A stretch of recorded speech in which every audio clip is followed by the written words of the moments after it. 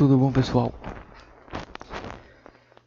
Estamos aqui de novo para mais uma aula com vocês de Física 3.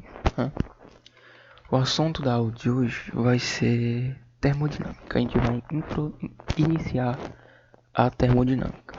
Eu não sei porque assim, eu não estou com acesso à apostila de vocês, a apostila 2. Eu tenho só o sumário dela. E o último capítulo dela, a aula dela é termodinâmica. Eu não sei se a apostila 3 traz mais termodinâmica ou se a apostila condensou todo o conteúdo de termodinâmica de vocês em uma aula só. Só que termodinâmica é um assunto que, além de difícil visualização e de difícil compreensão, ele é extenso. Então, se eu fosse em uma videoaula só dar toda a termodinâmica, a aula ia ficar muito grande. Inclusive, essa aula provavelmente vai ficar muito grande, mesmo tendo só os conceitos iniciais e a primeira lei da termodinâmica. Porque é um assunto difícil, então eu vou tentar mastigar bastante para vocês conseguirem compreender, tá bom? Então, hoje também não vamos fazer exercício no final das aulas, como de costume, devido à questão do tempo. Então, os exercícios de termodinâmica, eu vou ver como que eu faço. Provavelmente eu faço na próxima aula, que deve ser menor, e aí os exercícios compensam o tempo. Tá certo? Bom, introdução. O que é a termodinâmica? Basicamente, a termodinâmica vai estudar as transformações de outros tipos de energia em energia térmica. Certo? O principal tipo é a energia mecânica. A principal relação que a gente vai ver é energia mecânica e energia térmica. Só que essa relação não é sempre só ela, pode ser também energia térmica e energia elétrica, como a gente está vendo aqui no sistema do reator nuclear. Ou seja, basicamente, como que funciona um reator nuclear? Vai ter um elemento radioativo, tá? Esse elemento radioativo, ele vai, com o tempo, decair. Ele vai sofrer fissão dos seus núcleos. Isso vocês vão ver na química. Fissão e fusão nuclear. É muito importante. Isso libera uma grande quantidade de calor. Esse calor vai aquecer a água que existe nesses reatores, que vai fazer com que essa água se transforme em vapor de água. Esse vapor vai fluir por certos dutos que vão encontrar turbinas. Esse vapor, em grande quantidade, em grande pressão, vai bater nessas turbinas. As turbinas vão se movimentar e vão gerar energia elétrica. Então, de forma simples, é mais ou menos assim que funciona um reator nuclear, uma usina nuclear, por exemplo. Tá? Aí a gente tem duas transformações de energia. A energia térmica, que aquece a água e a transforma em vapor, vai, com a movimentação da turbina, vai ser transformada em energia mecânica, energia cinética, que é a energia do movimento. Certo? Dentro do que é a energia do movimento. E essa energia cinética do movimento da turbina vai se transformar com geradores de energia elétrica em energia elétrica. Então a gente tem duas transformações de energia. Certo? E é basicamente isso a termodinâmica. E nisso a gente vai trabalhar com três conceitos principais, que é a energia interna, o trabalho e a quantidade de calor. Tá. A energia interna. Antes de iniciar esses conceitos, os sistemas termodinâmicos que a gente vai trabalhar aqui a nível de ensino médio são basicamente sistemas compostos por gases perfeitos monoatômicos. Como assim? A aula de gases perfeitos eu já dei, foi a aula passada, onde eu expliquei o que é um gás perfeito e as suas características, certo? Ele é um gás monoatômico, ou seja, ele é composto de um átomo só, onde seus átomos são, por convenção, substâncias consideradas perfeitamente esféricas, que as colisões entre duas partículas diferentes do átomo e entre o átomo e o recipiente são perfeitamente elásticas, ou seja, não ocorre perda de energia e tudo mais. Esse modelo de gás perfeito é o modelo que a gente utiliza na termodinâmica toda para conseguirmos calcular, fazer os cálculos, tá? E é um modelo de gás perfeito monoatômico. Por que é específico esse monoatômico? Porque essa fórmula, principalmente da energia, que eu vou já explicar, vocês estão vendo esse 3 meios, certo? Esse 3 meios, ele só existe por causa da energia, por causa que esse gás é considerado monoatômico. Se fosse um gás, por exemplo, biatômico, seria 5 meios de nRT. Se fosse um gás ainda maior, de mais átomos, seria 7 meios de nRT. Então, vocês não precisam saber disso. Basta saber que, para que a fórmula que eu vou já explicar seja essa que vocês estão vendo aí, de 3 meios de nRT, tem que ser para um gás monoatômico, que é o modelo que a gente vai adotar para todo o estudo da termodinâmica. Certo? Isso tendo em mente que a gente vai sempre trabalhar como um gás monoatômico, o que é a energia interna. A energia interna, ele é basicamente o conjunto de todas as energias do sistema. Ou seja, em um sistema a gente tem energia de movimentação, a gente tem energia de agregação entre as partículas, a gente tem energia de ligação entre o núcleo e os elétrons, a gente tem, enfim, inúmeras energias. Para uma simplificação de ensino médio, certo? A gente utiliza basicamente o que? A temperatura. A energia interna vai permanecer, todos os outros fatores da energia interna, vão permanecer constantes e o único fator variável de energia interna vai ser a temperatura. Entendeu?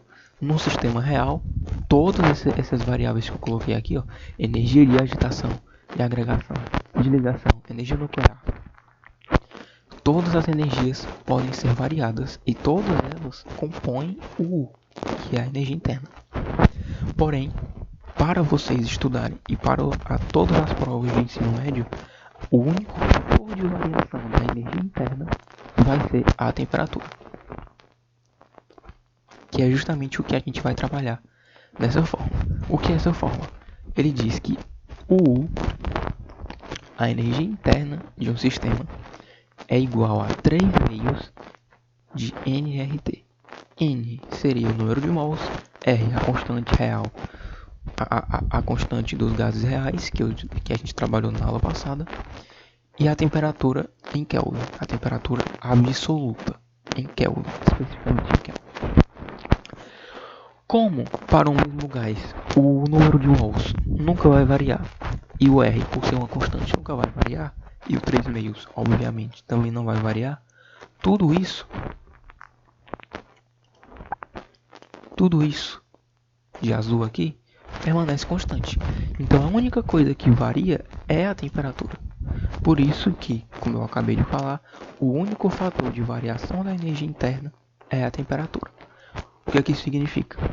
Se a minha temperatura aumenta, a energia interna aumenta, ΔU positivo. Se a temperatura diminui, a energia interna também diminui, ΔU negativo. Certo? Bem tranquilo, energia interna, nada demais. Certo? Passando para a próxima. Trabalho. O que é o trabalho? O trabalho, ele é a fórmula do trabalho mais comum, digamos assim, seria de que T, tá? Significa trabalho, seria F vezes D vezes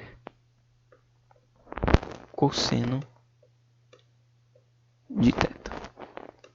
Θ sendo o ângulo entre a força e o deslocamento. Essa é a fórmula do trabalho da mecânica. Eu não vou entrar no quesito de fórmula agora, porque o cálculo do trabalho por fórmula na termodinâmica é um pouco diferente. A gente vai ver isso nessa mesma aula, só que um pouco mais para frente. No momento, o que vocês têm que ter em ideia em trabalho é que o trabalho da termodinâmica é basicamente a variação do volume. Ou seja, para ocorrer trabalho, tem que ocorrer variação no volume ocupado pelo gás. Se não ocorre essa variação de volume, não tem como ocorrer trabalho. Fixem isso. Da mesma forma aqui, na energia interna, o que é mais importante fixar? Que a energia interna depende só da temperatura em Kelvin, de forma direta. Em trabalho, o que é mais importante fixar? Que o trabalho depende do volume. Se não há variação de volume, não há trabalho em um sistema termodinâmico do tipo que a gente vai utilizar aqui, que é composto por um gás monoatômico. Ou seja, se o meu volume aumenta, o meu trabalho é positivo. Se o meu volume diminui, o meu trabalho é negativo. Por quê? E aqui que tem dois conceitos que vocês têm que entender. Duas formas de sentenciar, de sentenciar isso que vocês vão ver nas questões. Quando eu falo que o gás realiza trabalho, o que é que eu estou querendo dizer? Estou querendo dizer que o próprio gás está tirando... o próprio gás está se movimentando e ele mesmo está empurrando o êmbolo. Então vocês podem perceber que isso daqui, esse disco cinza é o êmbolo. O próprio gás vai empurrar esse êmbolo e aumentar o volume. Quando o próprio gás faz isso, a gente tem que o trabalho do gás é positivo, porque foi o próprio gás que realizou o trabalho de movimentar o êmbolo. E a gente fala que o gás realiza trabalho. Então, se uma questão falar que o gás realiza o trabalho foi positivo. Agora, se uma questão falar que trabalho foi realizado sobre o gás ou o gás recebeu o trabalho, é porque uma força externa, e não o gás dessa vez, uma força externa, imagine que tem, sei lá, a mão de uma pessoa aqui empurrando esse símbolo para baixo e reduzindo o volume. Agora, a força de redução de volume não veio do próprio gás, veio de algo externo, qualquer coisa externa, não importa. Ou seja, não foi o gás que realizou o trabalho foi realizado sobre esse gás. E aí o trabalho é negativo. Isso é o mais importante de ser fixado sobre o trabalho. Calor. O calor é basicamente energia térmica em movimento, em trânsito, tá? O que é mais importante fixar sobre calor? Também a forma de fraseamento, de colocar em sentença o enunciado. Quando eu falo que um calor foi recebido pelo sistema, ou seja, digamos que aqui eu tenha uma fonte de calor que pode ser, sei lá, um fogão, e essa fonte de calor está fornecendo calor para o sistema, que já tem até aqui na imagem. Uma fonte de calor fornecendo calor para o sistema. Quando o sistema está recebendo calor de fora, esse que o calor é positivo. Quando o sistema está cedendo calor para fora, ou seja, quando a temperatura externa é menor do que a temperatura do sistema, o calor é negativo. Certo? Então, revisando rapidinho. Energia interna, o que é mais importante fixar? Que a energia interna depende da temperatura. Se a temperatura aumenta, a energia interna aumenta. Se a temperatura diminui, a energia interna diminui. E, obviamente, saber a fórmula. Trabalho. Para ocorrer trabalho, tem que ocorrer variação de volume, certo? Ou seja, tem que ocorrer um deslocamento do êmbolo, em primeiro ponto. E quando essa variação de volume é positiva, ou seja, quando a gente aumenta o volume, o trabalho foi feito pelo próprio gás, ele é positivo. Agora, quando o volume diminui, ou seja, quando ocorre uma compressão, o trabalho foi realizado sobre o gás e ele é negativo. E o calor, quando o gás recebe calor de fora, esse calor é positivo. Quando o gás cede calor para fora, o calor é negativo. Tá? Essa parte dos sinais é um pouco chata e é extremamente importante para os cálculos. Bom, e é aqui que a gente entra propriamente dito na primeira lei da termodinâmica. Tá? Note que tem uma curiosidade. A termodinâmica de forma clássica tem 3 principais leis, que é o que a gente vai trabalhar. A segunda e a terceira eu vou trabalhar na próxima aula, na próxima semana, porque senão ia ficar um assunto muito grande. Agora, existe uma quarta lei, que na verdade é a lei zero da termodinâmica, que eu já expliquei, se eu não me engano, na primeira aula, que é o princípio do equilíbrio térmico, de que se eu tenho um corpo mais quente de um lado e um corpo mais frio do outro lado, o mais quente vai fornecer calor para o mais frio até que o equilíbrio térmico seja atingido e os dois parem e as trocas de calor cessem, tá? Essa é a lei zero da termodinâmica, certo? Que eu expliquei na primeira aula, que também é o princípio de equilíbrio térmico. Só uma curiosidade para vocês, tá? Mas agora, primeira lei da termodinâmica. Qual é o enunciado da primeira lei? A primeira lei é conhecida como a lei da conservação de energia. Como assim? Preste atenção. Esse sistema, esse vidro, ele está isolado. Ou seja, todas as grandezas de troca de calor envolvidas estão representadas aqui. Então, se eu forneço 1000 calorias para esse sistema e ele utiliza, por exemplo, 600 calorias para realizar trabalho, ou seja, o êmbolo inicialmente estava aqui. Eu forneci 1000 calorias para ele. O êmbolo se deslocou daqui para cá. Nesse deslocamento foi gasto 600 calorias. Ora, para onde foi as 400 calorias que sobrou? Se eu forneci 1000, o sistema utilizou 600 para deslocar o êmbolo. As 400 que sobra foi para onde? Ela não pode simplesmente desaparecer. Na natureza nada se perde, nada se cria, todos se transformam. Princípio bem simples que vocês viram na química. Esses 400 de energia que sobra vai ser armazenada pelas próprias partículas do gás na forma de energia interna, ou seja, aumentando também a temperatura. Essa explicação é o que explica a fórmula da primeira lei, certo? Pela fórmula, o ΔU deveria ser a quantidade de calor fornecida ou retirada, subtraída do trabalho do gás. 1000 menos 600 dá 400, que é justamente a energia interna. Então, o que é a primeira lei da termodinâmica? É a lei de conservação de energia. Ou seja, se eu forneço 1000 calorias para o sistema e ele gastou 600 realizando o trabalho, os 400 que sobram não podem desaparecer, não podem sumir. Eles têm que estar em algum canto. Nesse caso, eles estão armazenados nas próprias partículas do gás como energia interna, certo? Que é o que essa fórmula quer nos dizer. Vocês também podem utilizar essa fórmula se acharem mais simples, como Q igual a trabalho, certo? Esse símbolo é um T, é o T de trabalho que eu costumo fazer para diferenciar o T de temperatura, mais ΔU. Basicamente o T passou para cá. Então Q igual a T mais ΔU, ou seja, a energia interna do sistema mais o trabalho realizado por ele tem que ser igual ao calor fornecido, certo? Bom, essa lei, a primeira lei da termodinâmica, ela tem diferentes aplicações dependendo de qual tipo de transformação o sistema sofre. A gente também falou nas aulas passadas que existem 3 tipos principais de transformações: isotérmica, isobárica e isovolumétrica. Existe também um quarto tipo de transformação, que é a transformação adiabática. Adiabática vem de não ocorrer troca de calor, certo? Então, a transformação isotérmica, ela é o que? Caracterizada pela temperatura se mantendo constante. A transformação isobárica é caracterizada pela pressão se mantendo constante. E a isovolumétrica pelo volume se mantendo constante.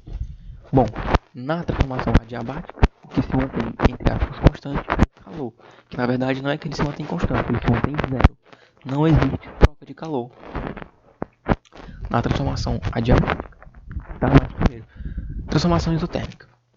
Transformação isotérmica diz que a temperatura da transformação, ou seja, a gente tem uma situação A aqui e uma situação B. Nessa transformação ocorreram várias coisas, mas a única coisa que a gente pode afirmar que não ocorreu foi o quê? Alteração na temperatura. A temperatura do sistema. Opa, perdão.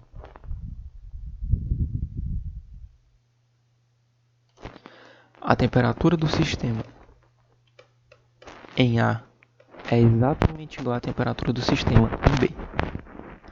O que é que isso cria? Lembre-se que foi o que eu falei. Energia interna, o que é mais importante? Energia interna depende da temperatura.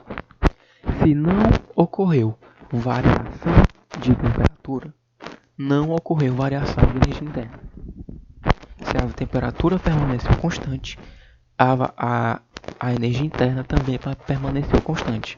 Ou seja, como a variação é a subtração de uma coisa depois e de uma coisa antes, se essa coisa não se alterou, é zero. Ou seja, o ΔU, certo? Note que isso aqui é o enunciado da primeira lei da termodinâmica, certo? É o mesmo enunciado. Mas o ΔU é zero, porque a temperatura sempre permaneceu constante. O ΔU depende da temperatura. Logo, o ΔU vai ser zero, porque a temperatura não sofreu alteração. Como o ΔU é zero, a gente pode passar o menos T para o outro lado e a gente cria que o calor é igual ao trabalho. Isso implica que todo o calor que eu fornecer para esse sistema, ele vai utilizar 100% desse calor para realizar trabalho. Certo? Na primeira situação, eu forneci calor, o gás se agitou e o êmbolo se deslocou, ou seja, toda a energia, vamos supor, eu forneci 500 joule de energia.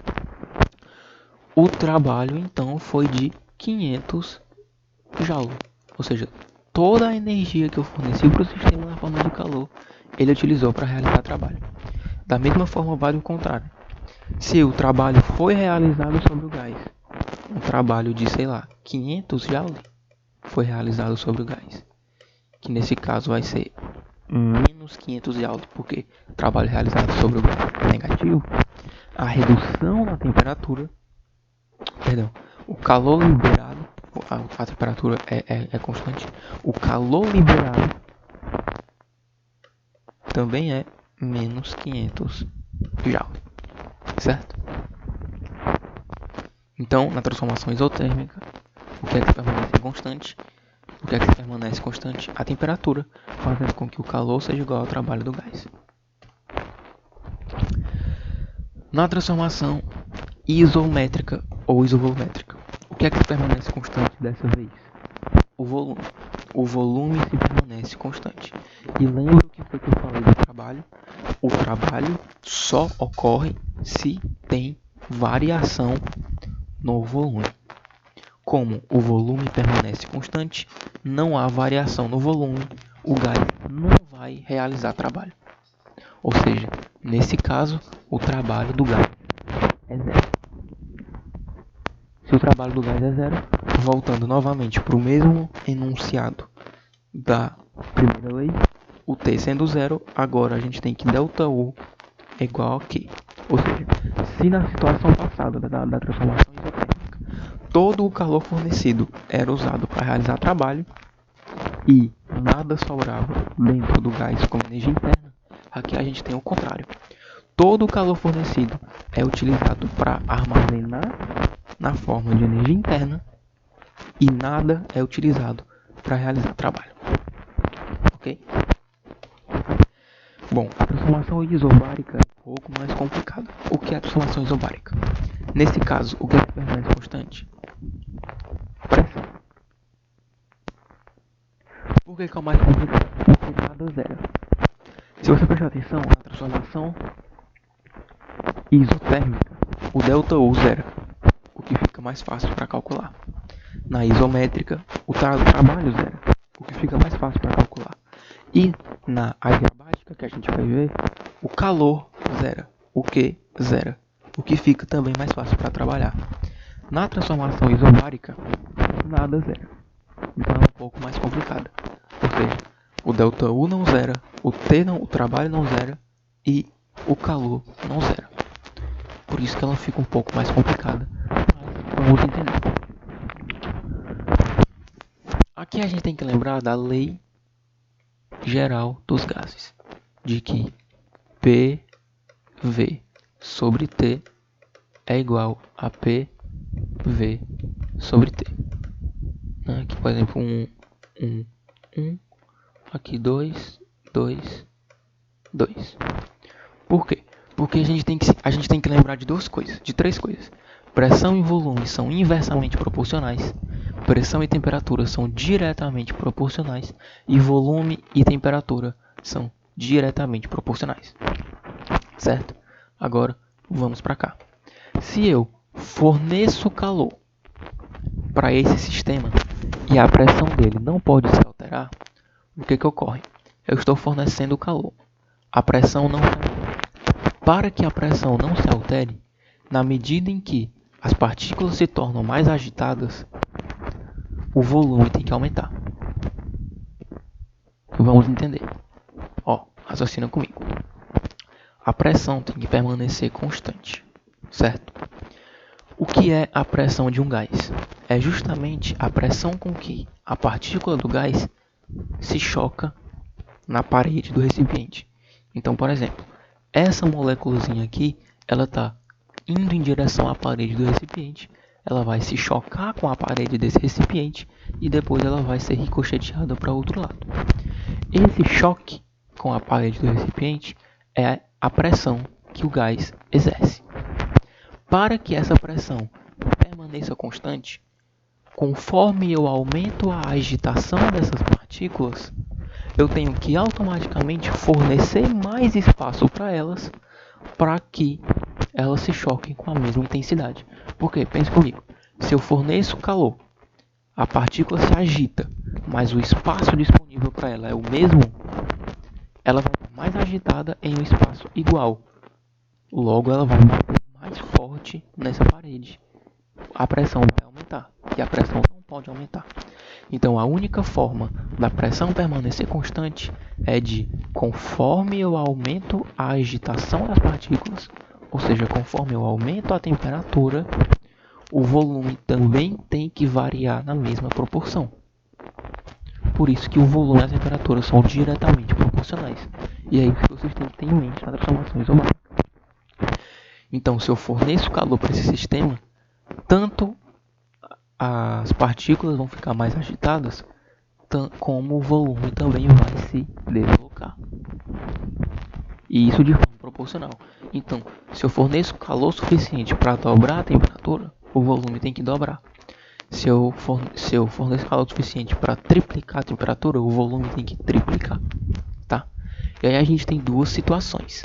A de recebimento de calor e a de fornecimento de calor. Quando o sistema recebe calor, ele fica mais aquecido, mais agitado, a temperatura aumenta e o volume também aumenta. Quando o sistema fornece calor, ele fica menos agitado, então a temperatura diminui, então o volume também diminui. Então, transformação isobárica, tem que prestar atenção que temperatura e volume... Perdão, deixa eu apagar. De que volume e temperatura são diretamente proporcionais. Então eles são igual a uma constante. Tá certo? Bom, e aqui é que tá. Aqui é que a gente vai trabalhar com a fórmula do trabalho. Tá? Eu mandei vocês no início, na parte de trabalho, de conceito. O que é que eu mandei vocês fixarem? De que o trabalho depende da variação de volume. Para ocorrer trabalho tem que ocorrer variação de volume. E que quando o gás realiza o trabalho, ele é positivo. Quando o trabalho é realizado sobre o gás, ele é negativo. Bom, essa relação daqui de baixo são as duas relações que vocês vão utilizar para o trabalho, certo? Trabalho é igual a P delta V, ou seja, o trabalho é igual a pressão vezes a variação de volume, isso em uma transformação isobárica, tá?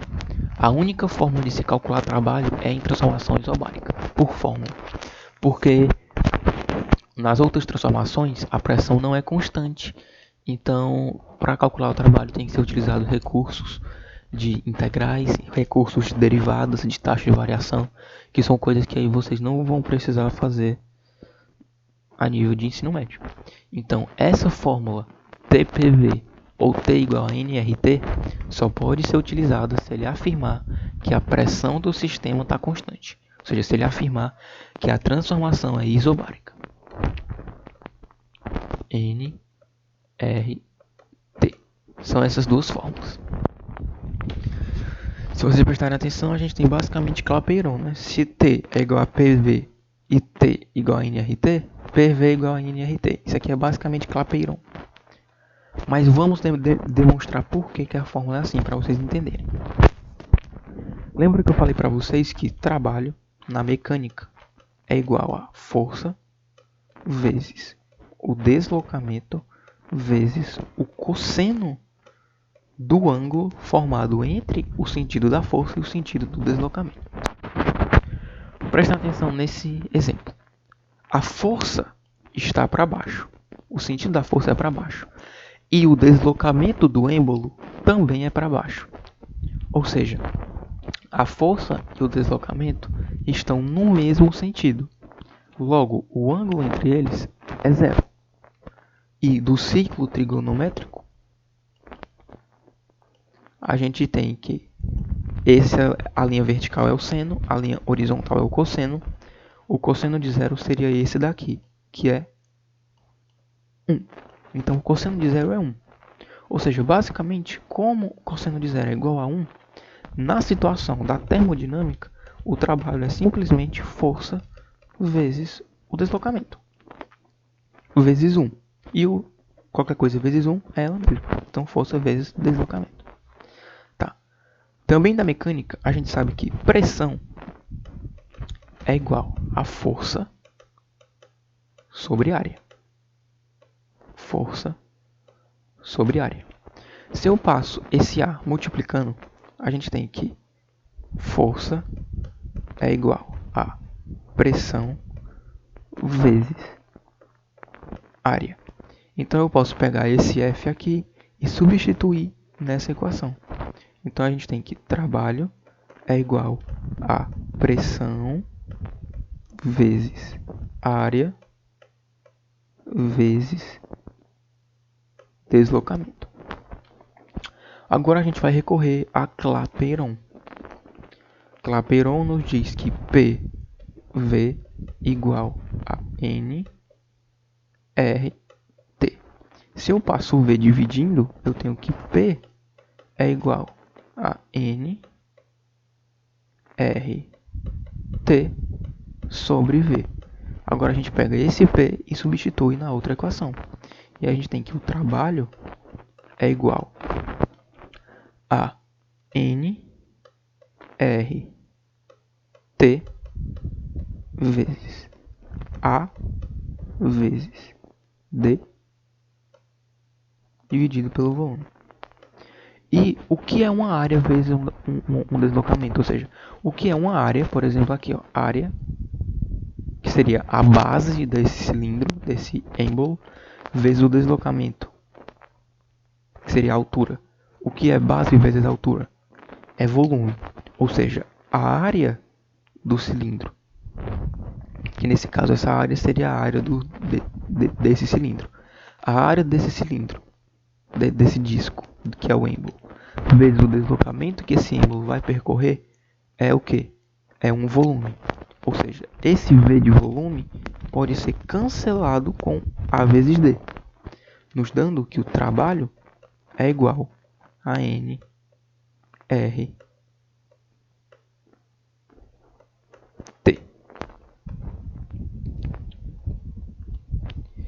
E se a gente retornar para Clapeyron, como PV é igual a nRT e nRT é trabalho, PV também é trabalho. Então o trabalho também pode ser PV. Porém, a gente está falando de variações. E nesse caso, a variação se encontra na temperatura e nesse caso a variação se encontra no volume. Então essas são as duas fórmulas do trabalho. E se vocês prestarem atenção, deixa eu apagar aqui. E eu vou voltar só a essa fórmula de trabalho igual a NR.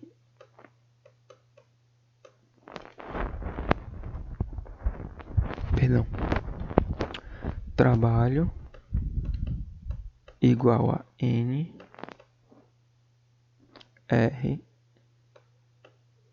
delta T. Se vocês lembrarem da fórmula da energia interna, a energia interna é igual a 3 meios de NRT. E o que é NRT? É o trabalho. Então, existe uma relação que poucos livros trazem de que a energia interna é igual a 3 meios do trabalho. Tá? Essa relação é muito útil para velocidade de questões. Então, ele pode, na questão, te fornecer a energia interna, e aí ele vai te fornecer o N, o valor do N, o valor do R, o valor do ΔT, ou ele vai te fornecer a energia interna, a pressão e o volume. E, para você não perder tempo calculando o trabalho por essa fórmula ou por essa, você pode calcular o trabalho por essa. Por exemplo, se eu falo que a energia interna de um sistema é de 300 Joule, colocando nessa fórmula, 300 é igual a 3 meios do trabalho. O 3 corta com 300, fica 100. O 2 passa multiplicando. O trabalho é igual a 200. Rapidamente eu consigo encontrar o valor do trabalho com base na energia interna. Novamente, não esqueçam. Olha aqui, bem grandão aqui do lado. Tudo isso, todo esse cálculo de trabalho por essa primeira fórmula, por essa segunda fórmula ou por essa relação, só valem se a transformação for isobárica. Certo? Bom, para a próxima. Transformação adiabática. Na transformação adiabática, não há troca de calor, ou seja, o calor vai zerar. Se a gente lembrar novamente da primeira lei da termodinâmica, ΔU igual a Q menos T, o Q é zero, ΔU igual a menos T. Ou seja, o que isso significa? Que se o meu trabalho for positivo, minha energia interna é negativa. Se o meu trabalho for negativo, minha energia interna é positiva. Tem uma relação de inversamente de sinais inversos entre os dois. Certo? Ou seja, nessa primeira situação, a gente tem uma compressão. Compressão é o quê? Trabalho negativo. Trabalho negativo. Por quê? Se eu estou comprimindo o volume do gás, diminuindo o volume do gás, eu estou tendo um trabalho negativo. Trabalho que está sendo realizado sobre o gás. Se o trabalho é negativo, o que é que eu posso afirmar? Que a variação de energia interna daqui para cá foi positiva. Ou seja, a gente teve uma variação da energia interna positiva. Outra coisa que eu posso afirmar, como a energia interna depende da temperatura, se a variação da energia interna foi positiva, eu posso afirmar que a temperatura em 1 é menor do que a temperatura em 2. E aqui é o caso inverso. Aqui o gás realizou o trabalho. Então o volume aumentou. É uma expansão. O trabalho é positivo. Então a energia interna é negativa. Se a energia interna é negativa, T1 agora é maior do que T2. Ou seja, a temperatura em 2 é menor do que a temperatura em 1. Bom, pessoal, obrigado. Essa foi a aula de hoje. Essa aula é longa, ela é muito extensa porque tem muita coisa. A termodinâmica, ela é assim, toda a termologia, eu diria, é um pouco não palpável, é difícil de visualização. Mas o começo é até de boa, entendeu? Porque no começo, calorimetria, São situações mais do dia a dia, por exemplo, garrafa térmica ou troca de calor entre um café e, e sei lá, uma coisa perto, um pão perto, ou questões em que a gente tem um líquido a temperatura ambiente e é adicionado gelo nesse líquido.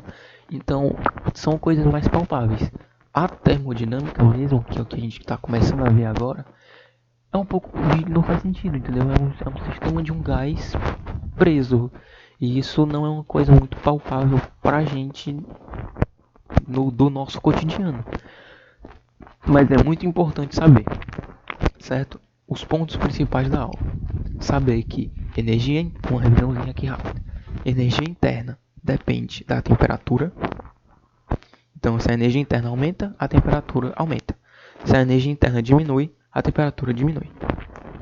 O trabalho depende do volume. Se o meu volume aumenta, o trabalho é positivo. Se o volume diminui, o trabalho é negativo. Saber que o calor recebido é positivo, recebido pelo sistema é positivo, e o calor fornecido pelo sistema é negativo. Saber as 4 transformações e as suas particularidades, ou seja, transformação isotérmica, o que é que zera? O ΔU. Transformação isovolumétrica, o que é que zera? O trabalho. Transformação adiabática, o que é que zera? O calor. E que na transformação isobárica nada zera, mas que ela é a única em que a gente pode utilizar aquelas fórmulas do trabalho que eu coloquei para vocês. E saber que a primeira lei da termodinâmica é a lei da transformação de energia, certo? A lei da conservação de energia. Então, toda a energia de um sistema tem que ser contabilizada. Eu não posso ter perda de energia, porque isso não faz sentido físico. E que ela é expressa como ΔU igual a Q menos trabalho do gás, certo? Esses são os pontos principais da aula. Novamente, a referência que eu utilizei para essa aula foi o Tópicos de Física volume 2. Façam as questões dele ou façam as questões do Projeto Medicina, o site que disponibiliza muitas questões gratuitamente para vocês acessarem, que já mandaram no site. Com esse site vocês estão muito servidos de questões. Façam os Enems de 2009 para cá, os Enems passados, tá? E estudem. E novamente, como sempre, qualquer dúvida de conceito, qualquer dúvida em alguma questão, me mandem no WhatsApp que eu resolvo, tá bom? Obrigado e até a próxima aula.